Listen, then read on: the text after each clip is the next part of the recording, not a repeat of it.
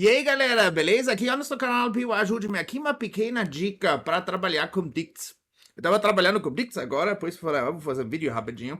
Olha aqui, aqui tem um dict super bonito, super legal, bem legível, bem claro.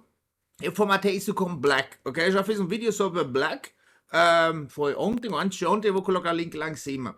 Só que quando está no console, né, você trabalhando com dict, vamos supor, você chamou uma função que retornar um dict gigante, e você quer ver esse dict, aí você coloca print data, né, data, esse aqui, aí você tem uma coisa assim. Yeah, e agora para encontrar alguma coisa, vai demorar, né? Tá horrível, also pior possível, basicamente.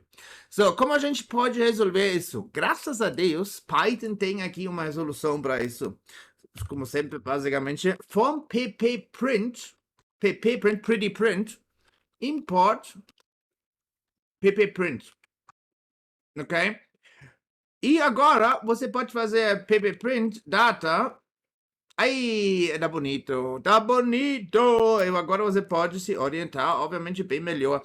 O pprint é gigante, tem um monte de coisa. Você pode formatar isso como string, output como string.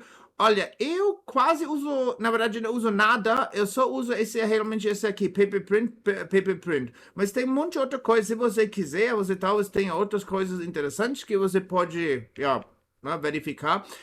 Você pode ainda formatar mais ainda, né? Vamos fazer isso aqui, esses dois aqui. So, vamos fazer, sei lá, 4. E esse vamos fazer 180. Mudou um pouquinho, né? Aqui, esses 4 aqui. Então, você pode aqui formatar o seu gosto ainda, se você quiser, né?